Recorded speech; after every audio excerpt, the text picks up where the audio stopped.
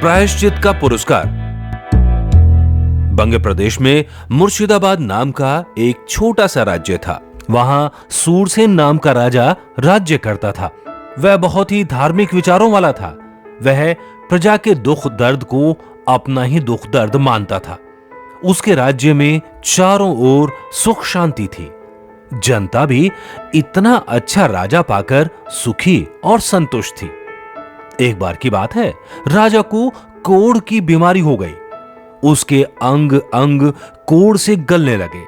इस कारण राजा सबसे अलग रहने लगा। राजा का कष्ट प्रजा से भी नहीं देखा जा रहा था। सबकी यही कामना थी कि किसी तरह राजा को इस रोग से मुक्ति मिल जाए। अनेक वैद्य हकीमों ने राजा का उपचार किया, पर कोई फायदा नहीं हुआ। झाड़ फूंक और तंत्र विद्या वालों ने भी प्रयास किए, वे सभी निरर्थक ही साबित हुए। राजा का रोग दिनों दिन बढ़ता ही गया। युवराज को शासन सौंपकर राजा वन में जाकर रहने की सोचने लगे। एक दिन मैथिली राज्य के राज्य वैद्य वहां आए। उन्होंने राजा के रोग की परीक्षा की। परीक्षा करने के बाद राजा से बोले, इसका उपचार संभव है, पर वह है बहुत कठिन। यदि आप मानसरोवर झील में निवास करने वाले राजहंस का मांस एक विशेष विधि द्वारा खाएं, तो आप रोग मुक्त हो सकते हैं। उपचार लगभग असंभव था। मानसरोवर की यात्रा अत्यंत दुर्गम थी। वहां जाना सहज नहीं था। ऋषि मुनि कई दिनों की यात्रा करके मानसरोवर पहुंचते थे। उनमें से बहुत सारे तो रास्ते में ही मर जाते थे। दूसरी परेशानी राजहंसों को पकड़ने की थी। उनके साथ धार्मिक भावनाएं जुड़ी हुई थीं। लोगों का मानना था कि राजहंस विलक्षण होते हैं, उन्हें पकड़ना आसान काम नहीं। इसीलिए राजा ने यह उपचार करवाने का विचार त्याग दिया। यह बात कनिक नाम के बहेलिये को पता चली। वह एक कुशल बहेलिया था। उसे बहेलिया मंत्र का भी ज्ञान था। वह चाहता था कि राजा की प्राण रक्षा का उपाय किया जाए। वह महामंत्री के पास गया। हुजूर, मैं महाराज के लिए राजहंस ले आऊंगा, चाहे मुझे कितनी ही कठिनाइयों का सामना करना पड़े। महामंत्री यह सुनकर बहुत ही प्रसन्न हो गए। उन्होंने बहेलियों को यह जिम्मेदारी सौंपते हुए कहा, कनिक, अब तुम पर ही भरोसा है। इस काम को तुम ही कर सकते हो।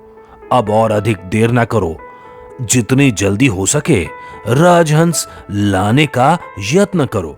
कनिक ने विचार किया कि मानसरोवर की यात्रा ऋषि महात्मा ही करते हैं, इसीलिए राजहंसों की जानकारी उनसे ही जुटाई जानी चाहिए।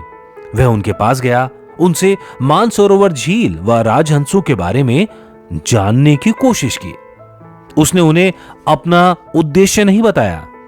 फिर भी महात्मा लोग समझ गए। वे जान गए कि यह बहेलिया है और जरूर राजहंसों को पकड़ना चाहता है। उन्होंने कहा, कनिक, वहां की यात्रा अत्यंत कठिन है। फिर राजहंसों का पकड़ना हंसी खेल नहीं। वे सामान्य व्यक्ति के नजदीक भी नहीं आते। साधुओं के पास अवश्य चले आते हैं। उन्हें उनसे तनिक भी खतरा महसूस नहीं होता। कनिक ने योजना बनाई। राजहंस को पकड़ने के लिए साधु वेश धारण करना बहुत जरूरी था। उसने ऐसा ही किया। वह साधु वेश धारण कर साधुओं की जमात में सम्मिलित हो गया। उनके साथ ही वह मानसरोवर की यात्रा पर चल पड़ा। कई दिनों की यात्रा के बाद वह मानसरोवर झील पहुंचा। उसकी निगाहें राजहंसों को ढूंढ रही थीं। बहुत खोजने पर उसे राजहंस नजर आ गए।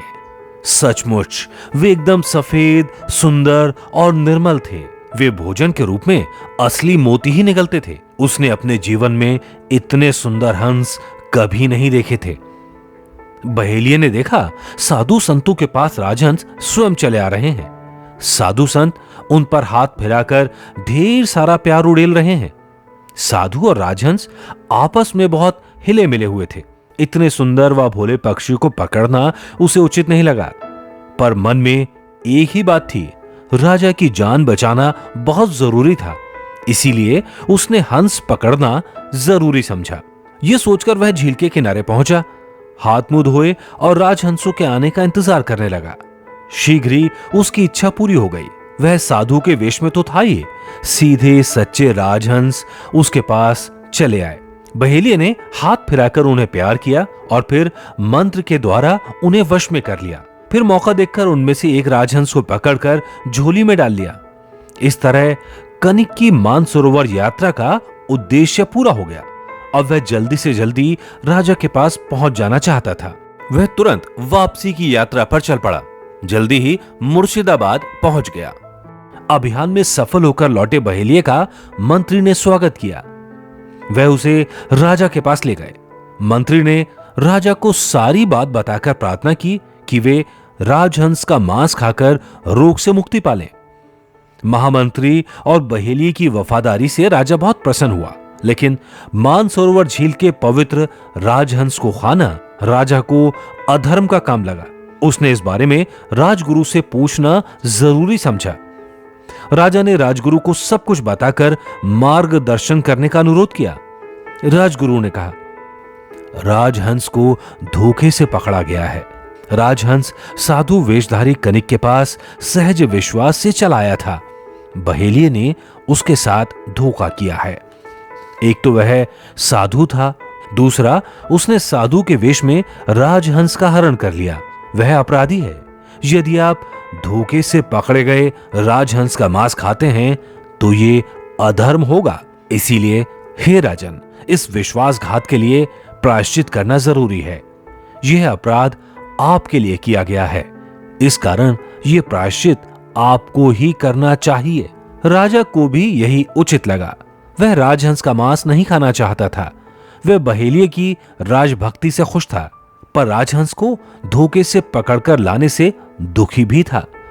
राजा ने राजहंस को वापस मानसरोवर झील छोड़ आने का निश्चय किया। राजा को अब अपने जीवन से कोई मोह नहीं रहा। उसे वैराग्य हो गया था। बहेलिया भी कई दिनों तक साधुओं की संगत में रहा था। वह भी दुनियादारी छोड़कर साधु बनना चाहता था। इसीलिए उसने राजा के साथ मानसरोवर जाने की इच्छा जताई। राजा ने उसे रोकना चाहा, पर वह नहीं माना। इस तरह राजा और बहेलिया दोनों ही साधु बन गए। वे राजहंस को लेकर मानसरोवर की यात्रा पर चल पड़े। रास्ते में एक बड़ी विचित्र बात हुई। मानसरोवर पहुंचने पर राजा ने देखा कि उसके शरीर पर कोढ़ का नामो निशान नहीं रहा। राजा बिना उपचार के स्वस्थ हो गए। पता नहीं ये राजहंस के पंखों की हवा का कमाल था या प्रायश्चित का पुरस्कार। इसके बाद राजा ने वापस मुर्शिदाबाद लौटने का विचार त्याग दिया। वह वहीं रहकर तपस्या करने लगा। बहेलिया भी राजा के साथ रहने लगा। अब वे दोनों तपस्वी बन गए। उन्हें राजहंसों से बहुत मोह हो गया था। लेखक रमाकांत कांत। ऐसी और भी कहानियों के लिए हमारा चैनल सब्सक्राइब करें और हां, बेल आइकन दबाना ना भूलें ताकि आपको अगली कहानी जल्द मिल सके।